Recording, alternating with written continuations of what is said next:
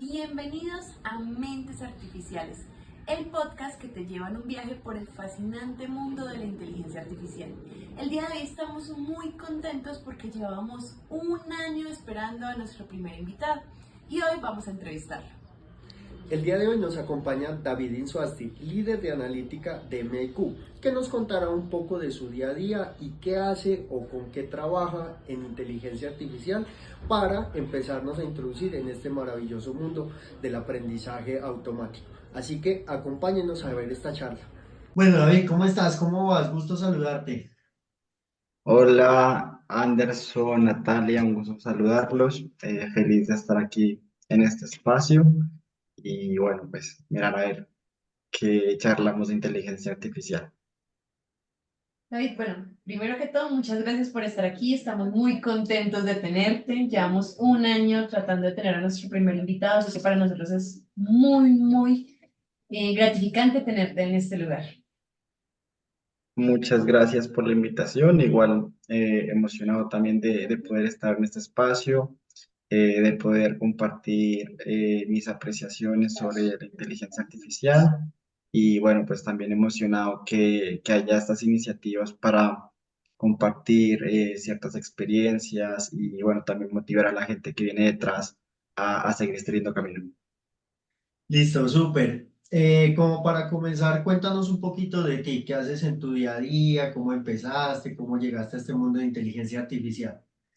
Bueno, ¿cómo llegué a este mundo de la inteligencia artificial? Bueno, viene mucho desde la universidad.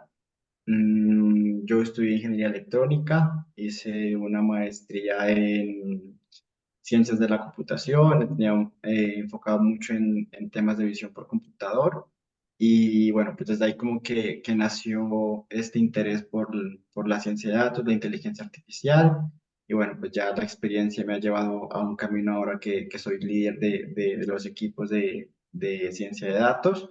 Entonces, pues en mi día a día ya no es como antes que estaba metido en código y que es obviamente lo que a uno le gusta estar ahí echando código, como es la palabra coloquial, pero ahora estoy desde una posición donde veo el camino con los ojos más críticos, más en retrospectiva, y donde mi experiencia pues me permite a veces guiar a los equipos, dar algunas recomendaciones y sacar proyectos de inteligencia artificial ya con otros ámbitos que no solo son el código y el desarrollo, sino temas de ética, temas de costos también, porque pues, es algo que no es un secreto y son, digamos que los modelos que se implementan tienen un costo asociado de computación y todo eso, y temas ya estratégicos de venta para que la compañía crezca. Súper, súper. Hablando un poquito como de esos estudios, sabemos que tú estudiaste en la Universidad Nacional de Colombia.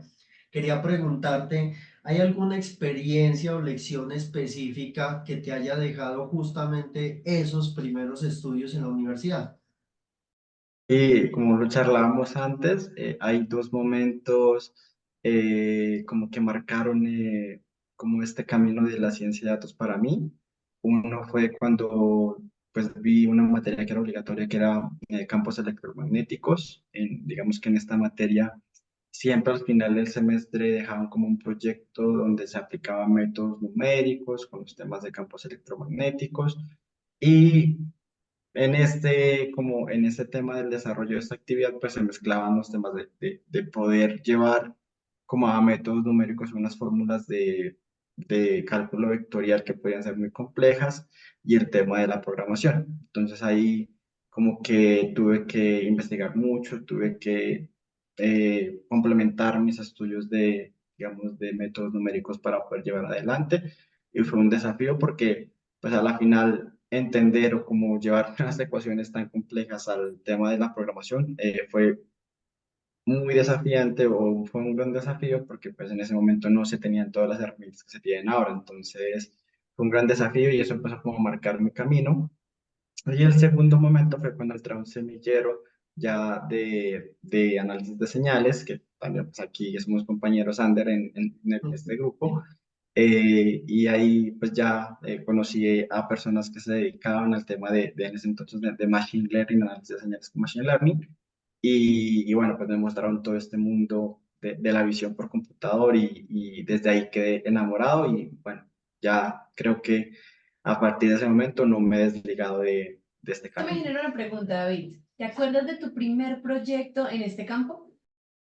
Y sí lo recuerdo, también fue en una materia de la universidad donde nos propusieron hacer un tema de análisis de patrones y, bueno, pues como también me gustaba el tema de la visión por computador, pues yo propuse a mi grupo de trabajo hagamos algo que tenga que ver con esto. Era un detector de vocales, ¿cierto? Como cuando le ponía una vocal a la cámara y pues el sistema te decía, estás mostrando una O, una A, pero bueno, fueron muchos desafíos, un sistema que casi no funciona en la demostración final y eran unas letras súper grandes, o sea, no había forma de fallar, pero bueno, digamos que ese fue el primer programa y ahora que lo veo en retrospectiva digo, fue muy chévere haber hecho eso con casi que a pedal porque no había muchas herramientas y bueno, pues ahora ya ver sistemas mucho más complejos que bueno, que ya diseño para que se reconozca texto escrito, pues hay un avance desde lo que se hizo al inicio a lo que hasta lo que se hace ahora en este momento. ¿No? Y eso también lo hablábamos un poquito, mencionábamos que esta inteligencia artificial se ha visto muy cerca ya de las personas a raíz de este lanzamiento ya de hace un poco más de un año de ChatGPT, que le permitió a la persona común, a cualquiera que ni siquiera tenga conocimiento de qué es inteligencia artificial, básicamente tener la inteligencia artificial en el bolsillo.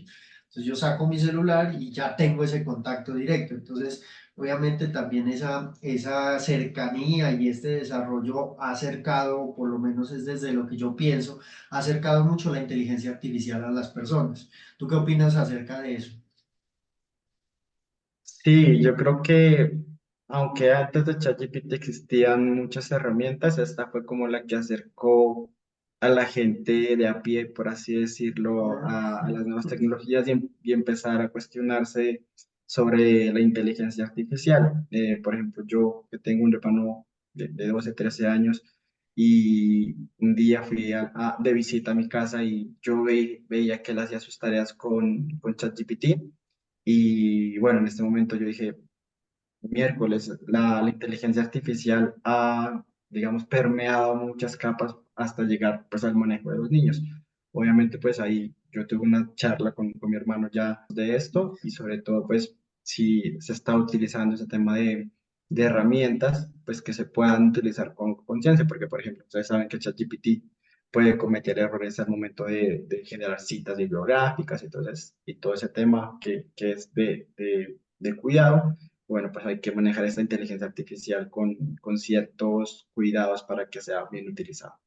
Bueno, ahorita hablamos un poco, mencionabas el semillero y el grupo de investigación en el que nosotros estuvimos, y ahí dato no menor, prácticamente David fue el que me acercó a mí a ese semillero, o él era el tutor en ese momento, recuerdo tanto, era el tutor en el semillero, y pues básicamente por él fue que incluso ingresé al semillero, y yo creo que hoy estoy donde estoy, gracias a esos primeros pinitos que hicimos ahí. Yo, teniendo en cuenta eso, nosotros, listo, salimos de un pregrado en la universidad, entramos al semillero, en el semillero nos mostraban cosas deslumbrantes, como por ejemplo ya un algoritmo que corría sobre video, que detectaba objetos, que detectaba cosas.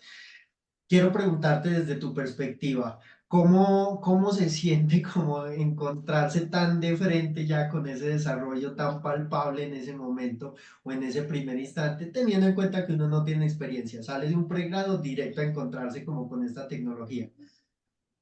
Yo creo que cuando yo también estuve en la posición de entrar a este semillero, me di cuenta que lo que me llevó a mí a engancharme con el cuento fue ver temas funcionales. Entonces, digamos que había como muchas formas de traer a la gente a este camino y pues uno era como explicándoles matemáticas, temas de estadística, pero yo dije, si yo llego a alguien que está iniciando en este tema y le muestro digamos, este camino, me va a decir, esto es muy feo, yo no quiero meterme por ahí. Pero al momento de ver videitos donde ya un modelo está desarrollado, por ejemplo, el tema de detección de vicio por computador, pues era muy chévere motivar a la gente diciéndoles, "Veas que nosotros a partir de este semillero podemos hacer cosas como estas, donde aplicamos la programación, donde aplicamos matemáticas. y eso emociona a la gente. Entonces, ver que un computador puede hacer y ver que uno lo puede hacer es como lo que como que te dice, sí, súper chévere y te genera esa emoción de poder pertenecer como a esa gente que sabe hacer esas cosas. Entonces, creo que ese fue el camino que me motivó a mí y fue el camino que yo también quise impartir cuando empecé ya siendo como tutor en estos semilleros. Me gustaría preguntarte algo y es desde tu conocimiento ahora, ¿hay algo específico que te hubiera gustado saber en la universidad o que te enseñaran en ese momento? Muchas cosas, pero digamos que todo el camino que se recorre por algo así. Digamos que ahora, digamos ya en retrospectiva de lo que sé, siento que me hubiese gustado tener muchas más bases estadísticas, por ejemplo, temas de algoritmos numéricos, temas de programación en otros lenguajes, que muchas veces como que uno se sesga a un solo lenguaje, pero que a medida que pues uno está en este campo tiene que ser muy, Como digamos, dinámico, flexible, ¿cierto? dinámico, Exacto. flexible Sí. y no te puedes casar con una tecnología. Entonces, Total.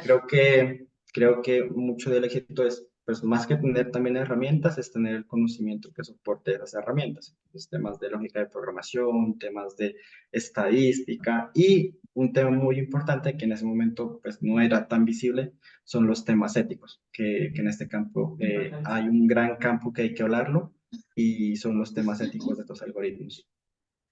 Eso es importante, ¿cierto? La ética, yo considero que en Colombia estamos un poquito quedados como en tocando ya esa parte o esa fibra sensible que viene como desde ya la ética de la inteligencia artificial. Porque como yo lo veo, la inteligencia artificial es una herramienta y como una herramienta yo lo puedo utilizar o para cosas buenas o para cosas malas. La herramienta como tal no es la mala desde mi punto de vista, la mala es el uso que yo le doy. Entonces sí es importante. Bueno, viejo, teniendo en cuenta que tú has trabajado en el sector público, ¿cierto? Formaste parte pues del DNP y entiendo que tú ya nos contarás un poquito más al detalle que era un cargo, digamos, importante dentro de la estructura. Quería preguntarte, dentro de eso que trabajaste ahí, dentro de los desarrollos que tú hiciste, ¿hay algún programa, modelo que tú hayas dicho, con esto podemos cambiar un poquito la realidad de alguien? De un grupo de personas, de una persona, no sé, cuéntanos algo de eso.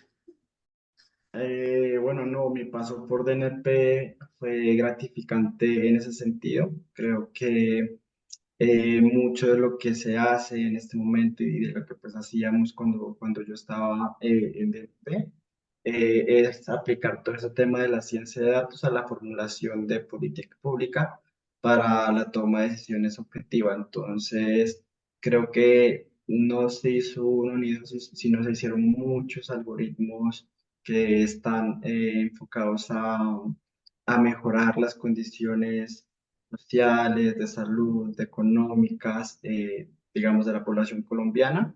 Y bueno, por mencionar algunos, estuvimos, por ejemplo, en el tema de cuando pasó la pandemia de COVID, donde pues fuimos uno de los primeros grupos que estuvo sentado en la mesa con los expertos en salud para poder primero tener como la evolución de esta pandemia.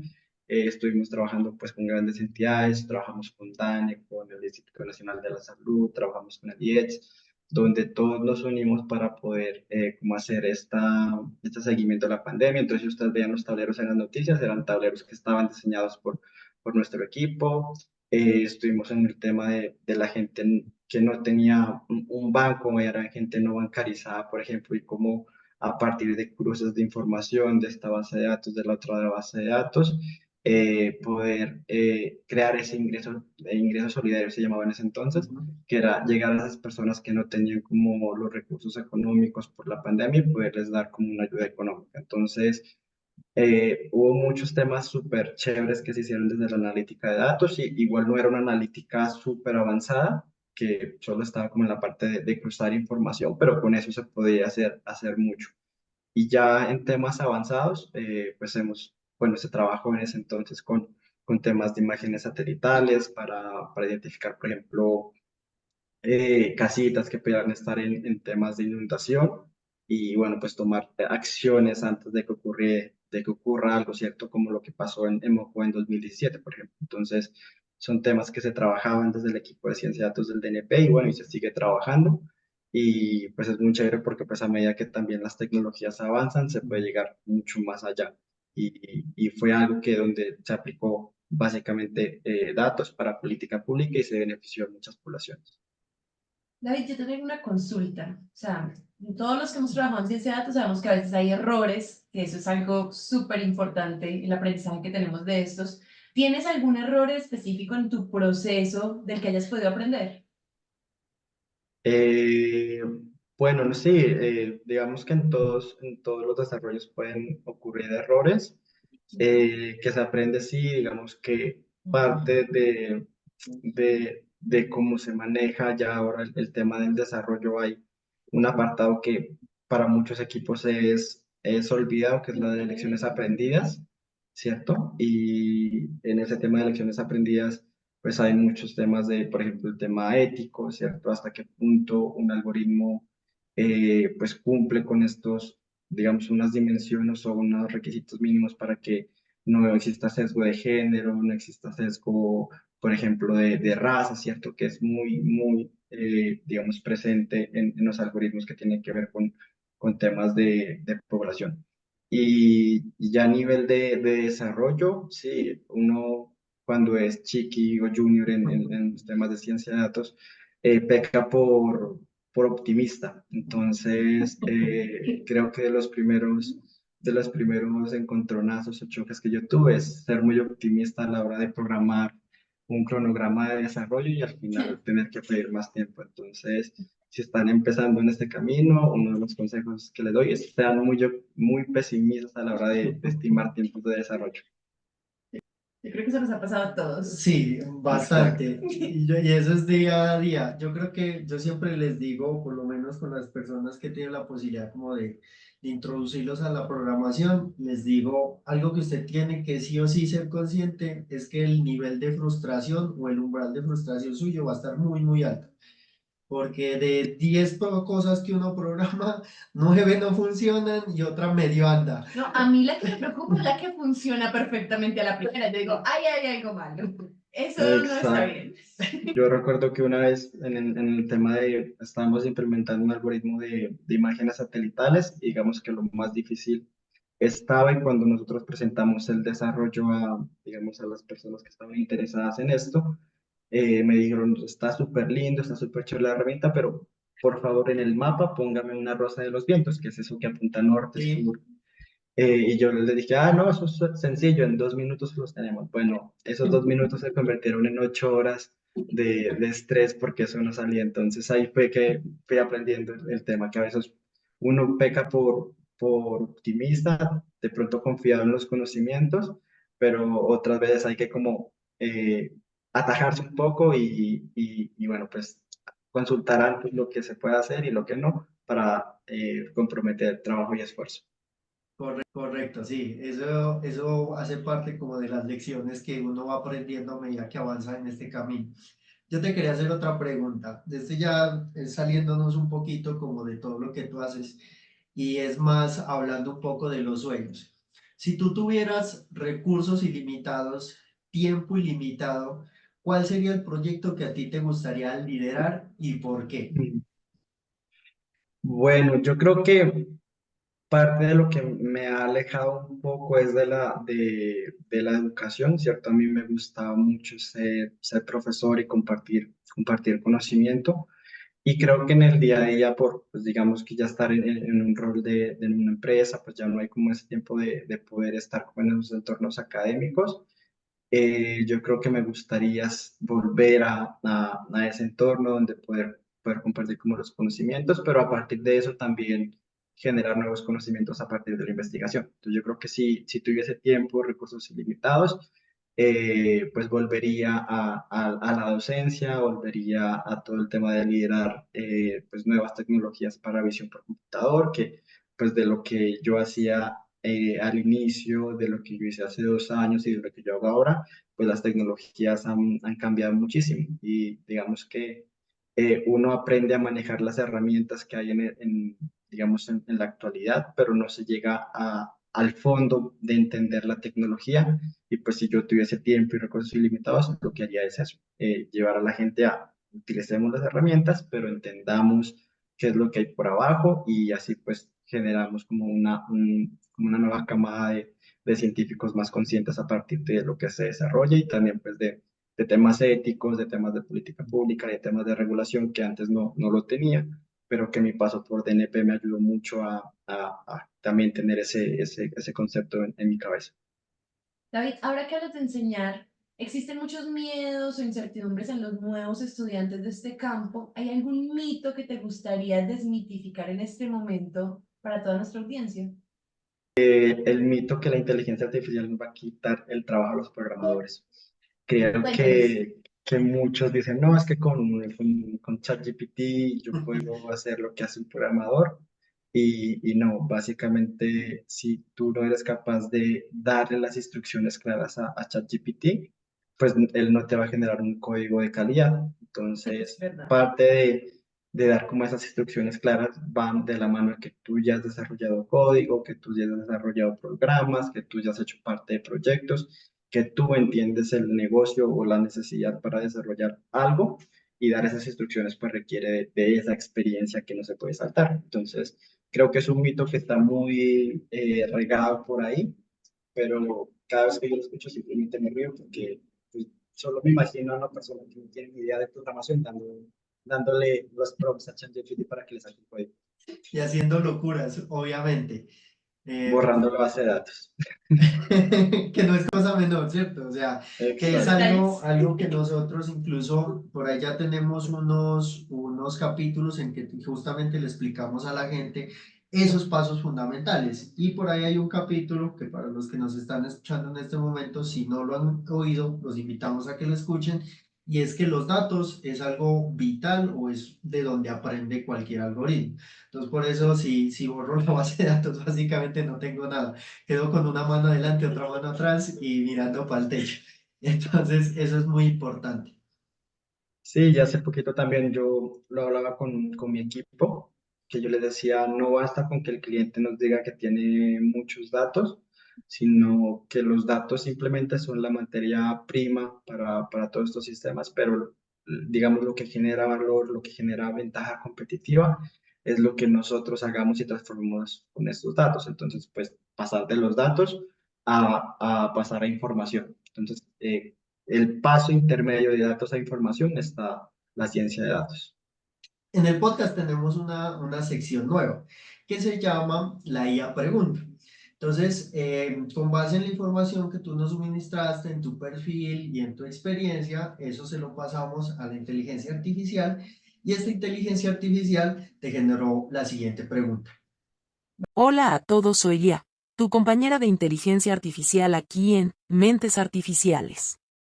Hoy tengo el privilegio de conversar con David, una mente brillante en el mundo de los datos y la inteligencia artificial.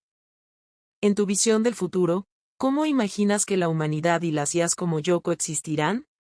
No creo que visiona futuro, yo creo que desde ya las inteligencias artificiales y la humanidad coexisten. Yo creo que en este punto estamos en el punto de nacimiento o tal vez de renacimiento, yo diría, en este punto donde ya la inteligencia artificial hace parte de nuestra vida cotidiana. Si ustedes ya ven, hay desde neveras inteligentes que te dicen que tienes que comprar, ¿cierto? Hasta solo el robotcito que te barre la casa, pues ya son como inteligencias artificiales pequeñas, pero que están digamos, en nuestro día a día. Hacia el futuro, obviamente veo que nos van a facilitar mucho más nuestra existencia y que obviamente pues van a haber otro tipo de discusiones asociadas a la inteligencia artificial. Ya digamos que lo hemos venido charlando en este podcast, que es el tema ético, que es el tema de cómo yo utilizo la inteligencia artificial, si Ujú. para el bien o para el mal. Y el otro también es cómo educar también a las personas sobre su uso, sobre su alcance y que, bueno, pues que todo lo desconocido y todo lo ignorado, pues obviamente genera miedos, terror en las personas, pero pues a medida que vayamos creciendo en este campo y que existan también otras profesiones que encargadas explicar en palabras sencillas de lo que es la inteligencia artificial, yo creo que vamos a coexistir muy bien y pues va a ser parte de nuestro día a día más aún de lo que es, de lo que es hoy. Otra pregunta que nos generó la inteligencia artificial con base en tu perfil es la siguiente. Saludos oyentes. Aquí Tensor Thomas, otra de las voces de inteligencia artificial que les acompaña en Mentes Artificiales. Estoy muy emocionado de dirigirle esta pregunta a nuestro invitado David. Desde mi perspectiva digital, el concepto de tiempo es meramente una serie de marcas temporales, pero para los humanos parece tener una carga emocional. ¿Cómo explicarías la importancia del tiempo en tu vida y trabajo? Creo que el tiempo lo es todo, ¿cierto?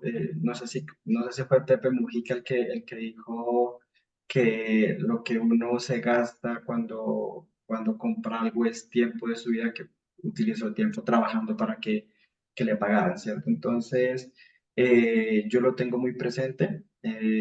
Digamos que antes era de las personas que se volvía workaholic con todos sus deberes, pero a medida que uno va creciendo, pues empieza a ver que necesita un trade-off entre la vida, entre compartir las cosas que a uno le gustan hacer y el trabajo que es el medio que te da unas facilidades para invertir en otras cosas. Entonces, el tiempo es una parte fundamental y el consejo que también les puedo dar a muchas de las personas que están iniciando en este campo o cualquier otro, es no nos dejemos llevar por el trabajo, no nos dejemos llevar porque tenemos que hacer esta entrega en X o Y tiempo. Digamos que todo lo que nosotros invirtamos, obviamente es aprendizaje, pero al final no lo vamos a poder recuperar. Entonces, es mucho de vivamos en la ciencia de datos, pero también vivamos otras cosas personales que es importante tenerlas.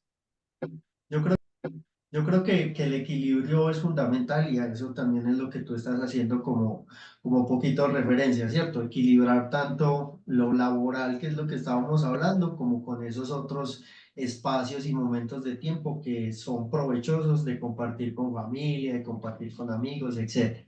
Yo quería retomar un poquito algo que me llamó la atención, que tú hablabas al principio, y es sobre la ética de la inteligencia artificial. Para una persona que no tiene ni idea de este cuento, ¿cómo explicarle qué es la ética de la inteligencia artificial?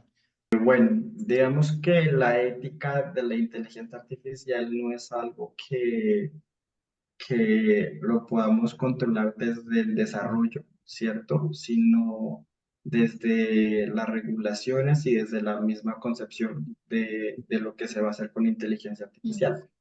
La ética es como la ética que nos enseñan siempre, por ejemplo, en el colegio, ¿cierto? Pero pues, obviamente en un gran marco que nos dice, está bien hacer esto, está bien hacer esto, está bien hacer. Entonces, tener como este marco de qué es lo que se puede hacer y qué es lo correcto hacer, eh, explicarlo y volverlo como cultura en la compañía, en los equipos de desarrollo para que esas reglas éticas no se rompan en el proceso de desarrollo.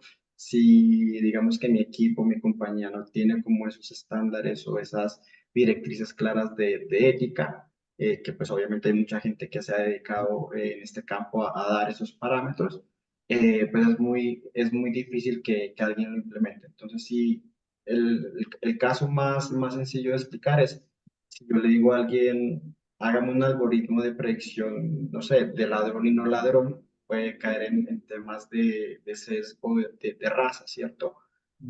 Pero que si a medida nosotros hemos capacitado a las personas, hemos hablado de esos temas, hemos tocado, pues hay herramientas que nos ayudan a mitigar ese tipo de errores que pueden tener los algoritmos. Entonces, la ética simplemente es tener un marco de reglas, de normas que hay que seguir para que tu equipo de desarrollo los tenga presentes a la hora de generar los modelos, de generar las inteligencias artificiales y que al final pues se pueda probar o se pueda testear que sí los están cumpliendo. Es como la ética a grandes rasgos en inteligencia artificial. ¿Conoces algún caso específico donde se haya generado un sesgo a la hora de hacer un modelo y haya afectado a alguna persona? Conozco muchos casos, pero digamos que ahora por privacidad no los puedo nombrar, Ok. pero los más comunes son temas con un sesgo de género y de raza por cómo se encuentran los datos que recolectamos. Entonces, pues, obviamente, como lo hablábamos al inicio, ¿cierto? Estos son el insumo para los modelos y si nosotros pues, le damos al modelo insumos malos, pues la salida también va a ser mala y va a tener esos sesgos asociados a esos datos que le dimos como entrada. Entonces, digamos, desde las entidades privadas y públicas se ha trabajado mucho en esto, porque pues, es un tema de discusión, es un tema de estudio, y lo único que yo puedo mencionar en este momento es simplemente que tengamos estos conceptos en la cabeza, empecemos a estudiar y que ya, pues digamos que los líderes de los equipos, las cabezas de las compañías, pues tienen que también dar pasos para que sus equipos conozcan sobre estos temas y puedan implementar eh, estos controles para que nuestro algoritmo no viole esos temas de sesgos, de ética que son muy presentes por el desconocimiento desde la cabeza que lidera la compañía. Eso es importante, yo considero que eso es como desde las cosas fundamentales, que es un proceso que debería venir de arriba hacia abajo, ¿cierto? La irradiación debería venir desde justamente estos cargos, esos líderes, esas personas que están coordinando equipos de inteligencia artificial, son los que deberían permear hacia abajo estos conceptos tan importantes de ética, que como tú bien lo mencionabas, es fácil hacer como la comparativa, la analogía, es una ética, ¿cierto? O sea, a pesar de que sea inteligencia artificial, no deja de tener su componente ético. Entonces me parece súper clave lo que tú mencionas. No sé si de pronto nos puedas recomendar algún autor que tú tengas por ahí sobre la ética, para las personas que quieran como directamente ir, consultar alguna bibliografía, que tú recuerdes algún artículo, no sé, algo que nos puedas comentar como para que las personas empiecen a leer sobre justamente la ética de la inteligencia artificial. Bueno, no, ahí sí me corchan totalmente, pero estudios hay muchos. Para el caso específico de Colombia, pues recomiendo mucho los documentos que salen desde el Departamento Nacional de Planeación, que pues ellos trabajan mucho en este tema. Desde el BID, en colaboración con el Gobierno Nacional, pues también han sacado estudios de ética y de inteligencia artificial con ética, que pues también los invito a que se den la buscadita por estas páginas y encuentren, pero adicional a eso existe un mundo de investigación gigante detrás de ese tema, entonces pues simplemente es como entrar a un sitio, no preguntarle a ChatGPT, sino entrar a un sitio y con autores reales y empezar a leer, porque pues es un tema que es muy amplio y tiene tanto de hondo como de ancho, entonces simplemente es invitarlos a consultar. Digamos que en este momento tenemos un mar de información y no es como una excusa decir no es que no sabía o es que no encontré.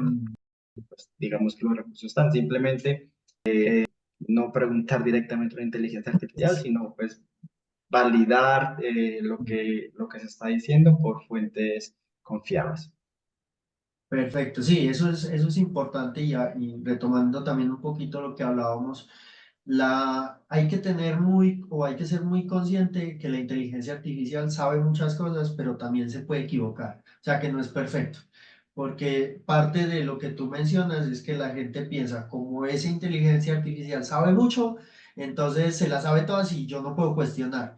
Yo siempre invito como a las personas, cuestionemos lo que estamos haciendo, que era un poquito lo que tú hablabas como, venga, si yo voy a hablar contra ChatGPT de algún tema en específico, yo debo saber de ese tema, porque lo que De yo les acuerdo. menciono a la gente, el filtro o el único filtro que tiene esa inteligencia artificial sobre lo que genera, soy yo, que la estoy utilizando. Entonces, yo creo que eso también hace referencia como a lo que tú mencionas. Venga, no le crea 100%, busque otras fuentes, validemos de otra forma y retomemos un poquito lo tradicional, ¿cierto? Como nosotros lo hacíamos Sí, antes. mi consejo siempre es, siempre asuma que lo de ChatGPT está mal, porque pues es simplemente lenguaje generado. Yo lo que digo es que eso es una herramienta que nos puede complementar en nuestro día a día. Entonces, lo que les digo, o sea, si alguien no le da unas instrucciones claras de lo que quiere, pues obviamente la información que nos va a generar pues no va a ser confiable. Y segundo, pues hay, digamos, como es un lenguaje generativo, puede malinterpretar también cómo nosotros le estamos preguntando ciertas cosas. Entonces, siempre es hacer las dobles validaciones con fuentes de información confiables. Por ejemplo, ya el tema de BART o el tema de Bing, que ya tienen como lenguajes gratuitos conectados a Internet, obviamente ellos citan información, pero pues no está de más entrar, revisar que lo que está ahí es correcto y adicional pues validarlo con otras fuentes. Entonces nunca le creamos directamente, sino siempre seamos un filtro eh, rígido, como tajante para que la calidad de trabajo que tengamos a partir de la ayuda de estas inteligencias artificiales pues nos sumen y no nos resten. David, te tengo una pregunta. Hoy en día hablamos mucho de inteligencia artificial generativa, teniendo en cuenta que ha salido Sora, que es la nueva inteligencia de OpenAI. Me gustaría saber, o me gustaría que le explicaras al público un poco qué es esta inteligencia artificial generativa. Bueno, es bien difícil de resumirlo. Digamos que yo a veces he intentado como explicarle a mis círculos cercanos cómo funciona, por ejemplo, ChatGPT. Y yo lo que le digo a mi familia es, suponga que usted tiene una bolsa de palabras, ¿cierto? Y que esa bolsa de palabras a su vez está organizada en bolsitas más chiquitas de palabras. Entonces, mi lógica, o como yo lo programé, es primero saqué de esta bolsita, después saqué esta bolsita, después saqué esta bolsita, después de esta otra bolsita. Entonces, si yo quiero, por ejemplo, formular una oración, yo sé que va el sujeto, el verbo y el predicado. Entonces, si yo sé que en mi primera bolsita está el sujeto, entonces saco el sujeto, en la segunda bolsita saco el verbo y después saco el predicado. Entonces, de esa forma, yo armo unas frases como que tienen sentido en nuestro lenguaje.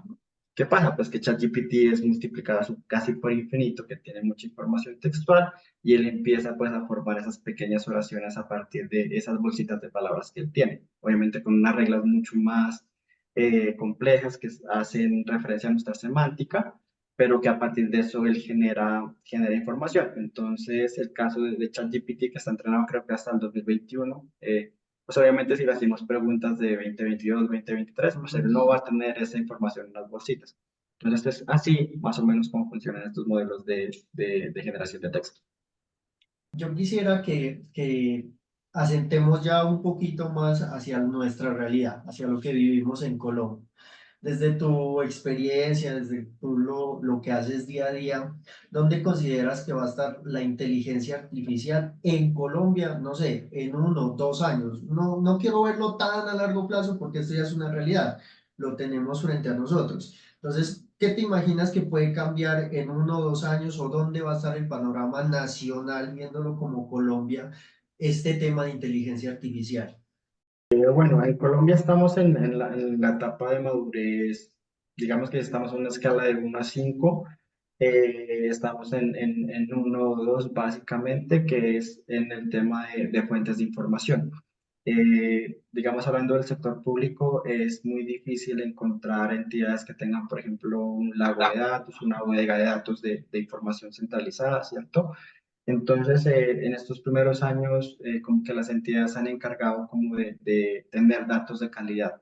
Entonces, estamos en ese primer paso que es centralizar la información, tener fuentes internas y externas para poder empezar a hacer las primeras inteligencias artificiales ya avanzadas y de provecho.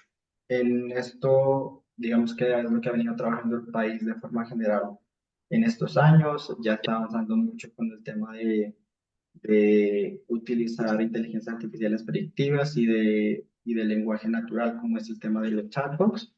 Entonces, creo que eso va a destrabar muchísimas cosas y bueno, pues lo que haga OpenAI, lo que haga Google, lo que haga Facebook, pues también va a condicionar este panorama. Pero yo de aquí a 10 años, creo que pues lo que estamos hablando ahora será como esas pequeñezas que estaban hablando en ese podcast y seguramente en 10 años cuando nos encontremos de nuevo será una anécdota contar que estábamos hablando de esos temas.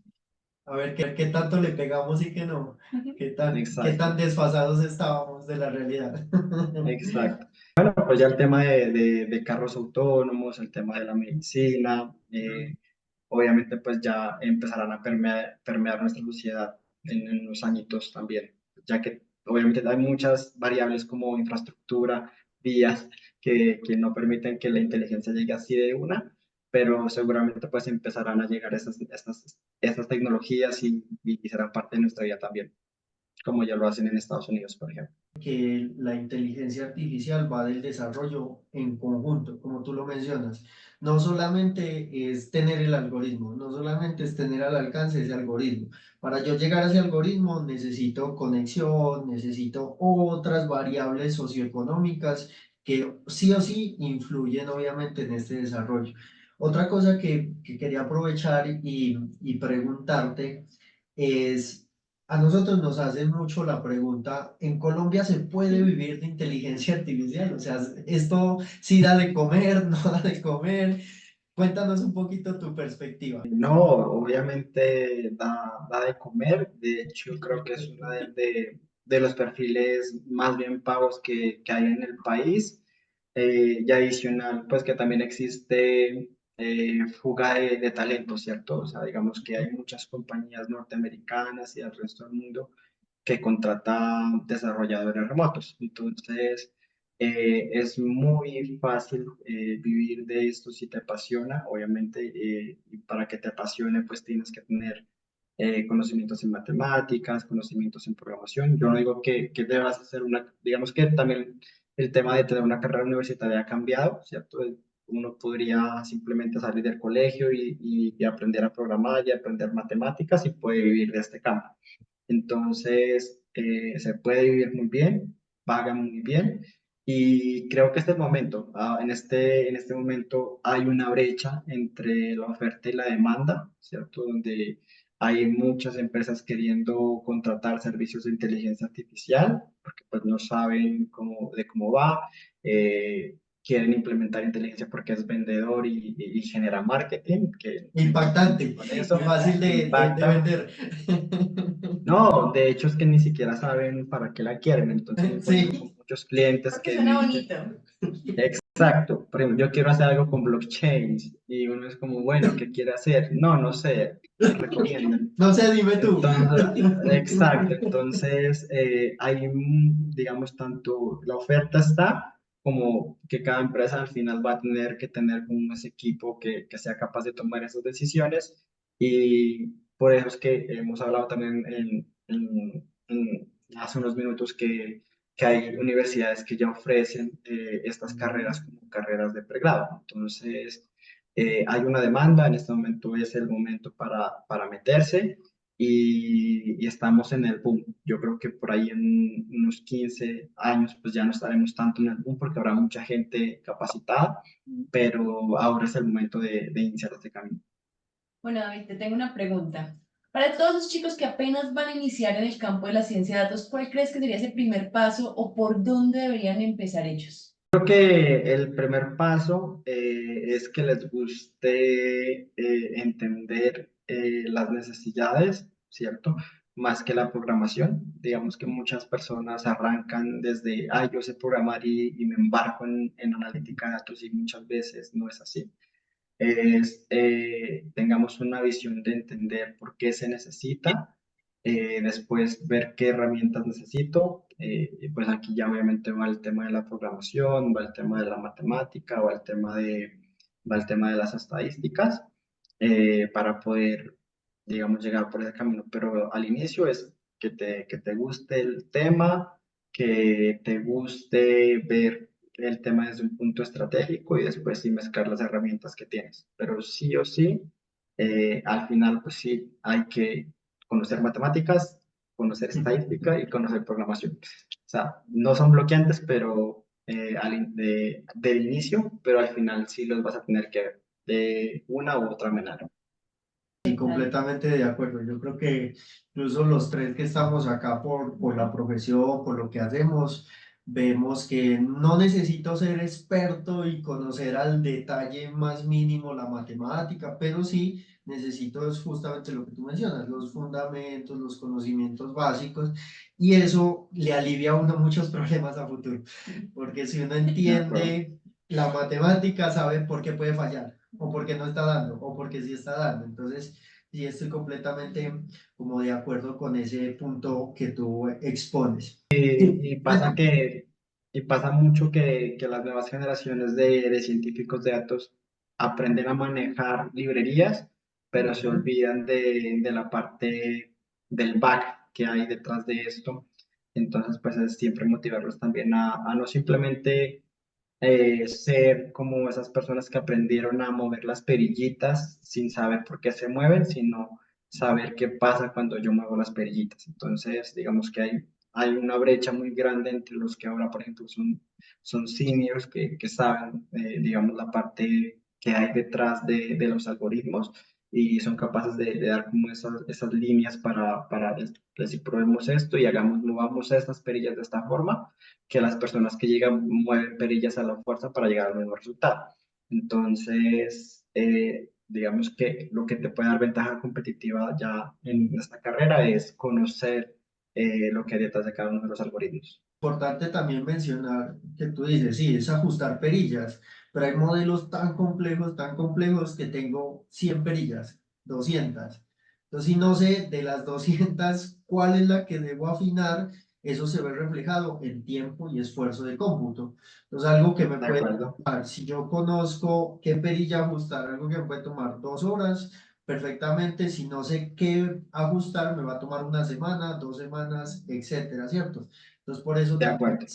es súper No, importante y no esa solo parte. esto, podemos tener muchos programas y a veces uno muy simple nos puede solucionar nuestro problema y a veces nos complicamos demasiado justo por no conocer ese proceso. Acuerdo, no conocer el proceso y de parte de los interesados, no atajar sus expectativas. Entonces, digamos que muchos de los problemas con los que llegan los clientes es, yo quiero hacer X o Y uno dice, venga, pero ¿para qué lo va a hacer? Y después uno se da cuenta que lo que ellos querían es algo descriptivo. Entonces, es mucho de, voy a ver qué perillas mover, pero también de atajar las expectativas de las personas que, porque se oye bonito, voy a implementar un chatbot con LLMs, por ejemplo. Ujú. Correcto. Aparte, tú has trabajado también con todo esto del lenguaje, de procesamiento natural del lenguaje. Cuéntanos un poquito qué has hecho o qué estás trabajando como en ese tema específico que el modelo, como lo hemos ya hablado a lo largo de este capítulo, el modelo más visible que tenemos es ChatGPT. Pero ya desde tu experiencia, desde lo que tú haces en el día a día, ¿en qué has trabajado, qué estás haciendo justamente con esta tecnología? ChatGPT llegó para cambiar mucho este campo, ¿cierto? Creo que lo que yo hacía hace 2 años con temas de NLP se hace totalmente diferente ahora con la aparición de estas LLMs. Mm, Pasa mucho por aplicaciones de entender el contexto de documentos, pasa mucho por el contexto de desarrollar chatbots, pasa mucho por el contexto de generar resúmenes, ¿cierto?, sobre información textual. Y las herramientas que tenía en el NLP clásico siguen estando ahí para optimizar las búsquedas que hacen estos grandes modelos, pero ya no es un secreto que no puedes competir con cuchillos de palo cuando ya se inventó una espada como ChatGPT. Entonces, ahora simplemente es como llevar esos conocimientos prácticos para evitar costos, porque estos modelos también son costosos y cobran por cada petición que uno le haga digamos, al API de OpenAI o al API de Ujú. Google, ¿cierto? Y es más saber cómo hacerlas o cómo optimizar esas peticiones para que sean las más específicas y que los resultados que yo obtenga pues sean los esperados. Entonces, ya digamos que cambiamos el paradigma de desarrollar nuestros modelos o nuestros vectores de texto para agrupar, para resumir texto, a utilizar unas APIs, pero utilizarlas de manera óptima para que el resultado no sea costoso que pues eso implica a la compañía gastos, pero que el resultado que obtengamos es lo que estamos buscando. Entonces, como que evolucionó, pero pues el paradigma sigue siendo analizar texto. Bueno, David, queremos primero agradecerte por tu tiempo, por tu disposición. Ha sido una charla muy enriquecedora. Esperamos que para nuestros oyentes sea de igual manera. Y nada, invitarte, este espacio está abierto para cuando quieras discutir estos temas, cuando nos quieras contar algo, cuando quieras mostrar algo de lo que tú haces. Por ejemplo, lo que tú decías, este podcast tiene la filosofía que es un poquito enseñarle a la gente. Entonces, si tú nos quieres compartir más adelante algún conocimiento, este espacio está completamente abierto para lo que necesites. Por la invitación a este espacio, en serio que fue muy chévere pues hablar de estos temas. Y no, también yo aquí espero estar invitado al capítulo 100 de Mentes Artificiales y seguir hablando de cómo ha cambiado de lo que hablamos ahora a lo que se estará hablando en ese entonces. Muchísimas gracias por la invitación y bueno, pues aquí seguimos conectados y espero ser el primero en escuchar el podcast. Invitamos a todos nuestros oyentes a que nos sigan en redes sociales. Estamos en Instagram, en YouTube, en TikTok como @mentesartificiales. Nada, David, muchísimas gracias y te esperamos para un próximo capítulo. Para el capítulo 100. El capítulo 100. Vale, chicos, que estén muy bien. Hasta luego.